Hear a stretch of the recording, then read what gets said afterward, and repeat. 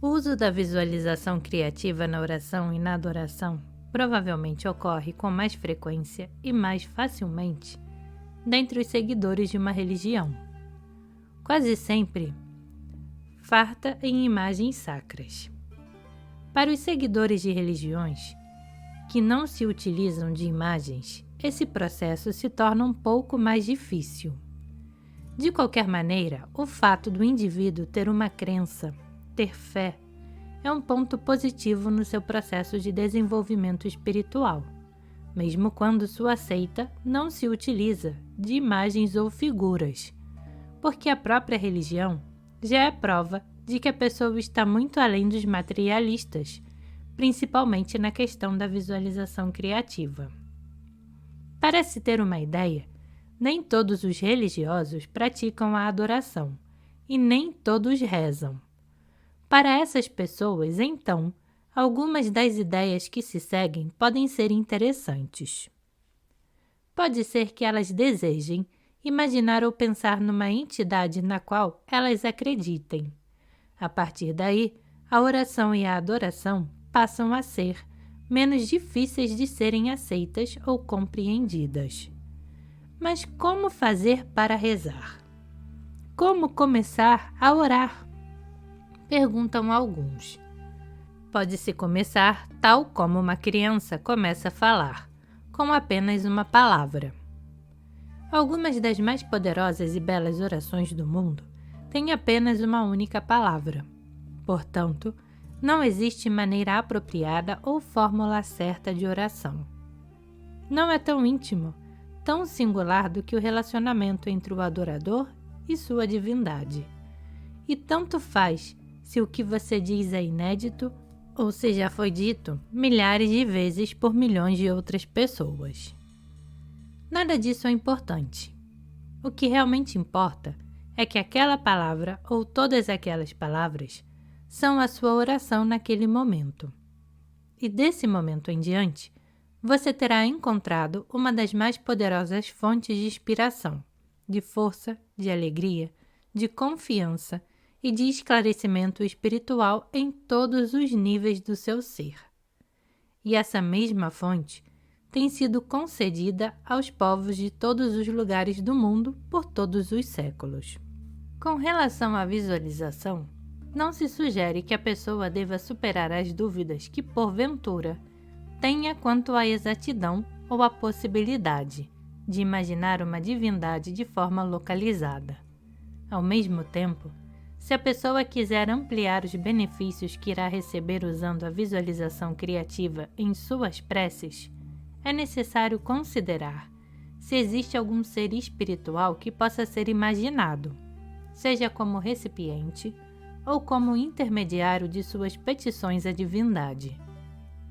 Para aqueles que conseguem adorar seu Deus, ou seus deuses, à maneira simbólica tradicional, ou para aqueles que creem numa divindade encarnada, não precisamos acrescentar mais nada com relação ao ser divino que elas deveriam visualizar.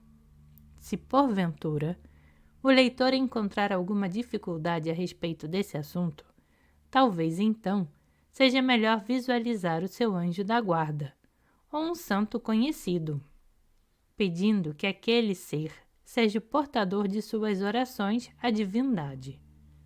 Você pode escolher o santo de sua devoção, ou mesmo um santo ligado ao assunto que você quer resolver. Também esse ser divino não precisa ser necessariamente um santo reconhecido pela igreja ou pela seita que a pessoa frequenta. Pode ser alguém que já tenha morrido e que a pessoa amava muito, como a avó ou o avô, ou algum parente mais distante com o qual a pessoa se sente intimamente ligada. Gostaríamos de ressaltar que existem estudos feitos pelos antigos missionários religiosos enviados à China, de que a veneração aos ancestrais e a adoração aos santos, reconhecidos pelas igrejas, têm as mesmas raízes e fundamentos. Pode-se, sem dúvida nenhuma, visualizar então tanto sua entidade como seu santo protetor. Esse tipo de visualização se mostrou muito poderosa e eficiente. Esteja você visualizando uma divindade de qualquer forma, ou mesmo um santo ou um anjo. É bom tomar cuidado para enxergar esse ser da maneira mais positiva possível, ou seja, radiante, poderoso, acolhedor e amoroso. Se for possível, use uma imagem, seja impressa ou esculpida, para auxiliar em sua visualização. Mas lembre-se, você não poderá conferir nenhum poder à imagem materializada propriamente dita. Você não deverá entendê-la como talismã ou mesmo objeto de fetiche. Essa imagem tem apenas o objetivo de auxiliar você na formulação, a mais clara possível, da imagem que você visualizou internamente, e também de evitar para você a dificuldade de rezar no espaço com convicção. Um devoto hindu descreveu certa vez como, em oração, ele ofereceu luzes e flores com palavras de amor e adoração dirigidas a uma imagem feita à semelhança de sua divindade. Diz ele: mas quando termino minha oração, deixo a imagem de pedra sobre o altar e coloco a imagem verdadeira de volta em meu coração. Quanto mais concreta for a imagem real que você construir em seu coração, tanto mais útil e eficaz ela lhe será. Por esse motivo, sugerimos que você pratique muito suas orações durante algum tempo, antes de começar a pedir alguma coisa por esse método. E mais, se por algum motivo drástico, uma emergência, você se viu diante da oração rezando desesperadamente, alertamos que essa prática de adoração não será possível. Algumas emergências acontecem, e às vezes pessoas que nunca rezaram começam a fazê-lo. Essas pessoas rezam ou invocam o auxílio de forças para as quais jamais haviam se dirigido, e frequentemente recebem o que pedem. Porém, na emergência, você tem acesso às áreas da sua mente profunda, que normalmente estão fechadas para você em circunstâncias normais. E assim, para poder rezar com eficácia em momentos não críticos, é preciso muita prática de oração. Portanto, se você decidir trilhar o caminho da devoção, siga-o com perseverança e com todo o fervor que puder encontrar dentro de si. Faça um pequeno altar ou um cantinho especial para a sua hora de oração e adoração. Você escolhe a posição, de joelhos, de pé, sentado, tanto faz. Existem posturas tradicionais de oração e a escolha é sua. Se possível, crie o hábito de acender uma ou mais velas para acompanhar o seu período de adoração e oração. Se quiser, acrescente incenso ou flores. Os detalhes ficam por sua conta, porém, não se esqueça de quando rezar, visualizar. Isso é fundamental. Se você imagina Deus sendo luz, então visualize luz. Se para você a divina presença poderia ser algo quase palpável no topo de uma montanha, ou talvez dentro de uma caverna, então visualize que você está no topo de uma montanha ou dentro de uma caverna, antes de começar a rezar.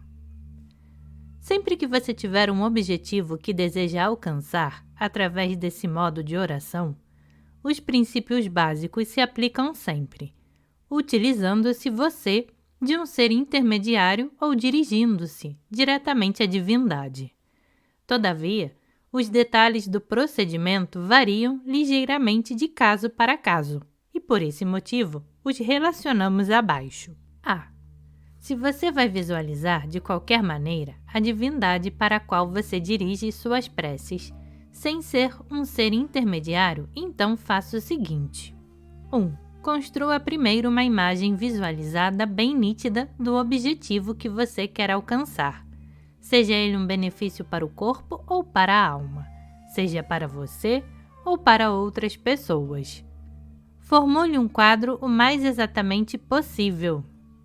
Por exemplo, a pessoa curada ou o certificado de um exame e etc.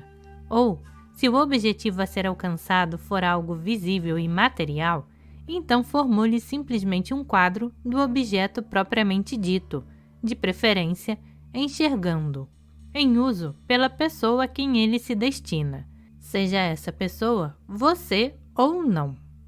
2. Visualize sua imagem da divindade, seja em forma humana ou simplesmente em forma de luz, cheia de resplendor e generosidade. 3. Faça a adoração, seja nos moldes que você costuma fazer sempre ou da maneira que está sentindo vontade naquele momento. 4. Declare de maneira clara e precisa aquilo que você quer. Diga-o sem hesitação que aquilo é necessário. Não se preocupe se você se sentir emocionado no momento. 5. Veja aquilo que você deseja de maneira radiante pelo contato divino, sendo oferecido a você pela divindade. Ou então, ouça e repita para você mesmo as palavras que estão lhe dizendo que o que você tanto deseja irá acontecer. Aceite o presente e dê graças por ele. 6. Faça com que tudo aquilo que você acaba de visualizar desapareça devagar e calmamente de sua consciência. 7. Durante o dia e durante a noite também, caso você esteja acordado, recorde-se daquilo que ocorreu no item 5, mesmo que apenas por alguns instantes, e em seguida agradeça novamente. 8. Sempre que aquilo que você pediu em oração realmente acontecer no plano material, não se esqueça de agradecer por isso e continue fazendo suas orações com fé redobrada. B. Se você vai fazer o pedido com a ajuda de um intermediário, de um santo protetor, independente de você visualizar ou não uma presença divina, então proceda da seguinte maneira. 1. Idem ao item 1 do procedimento anterior. 2. Visualize o seu intermediário, o santo protetor ou ser angelical com quem você já mantém um contato, ou que tem uma relação direta com o assunto que você irá tratar. 3. Reverencie sinceramente este ser. Depois disso, peça-lhe que leve o seu pedido, que até esse momento você ainda não declarou em todos os detalhes, até a divindade, a quem você irá indicar de acordo com o título que ela possua. Peça ao seu intermediário para interceder por você ou para quem quer que você deseje ajudar, no sentido de obter para você ou para outra pessoa o que está precisando. Tenha certeza de que aquilo que você está pedindo será feito. 4.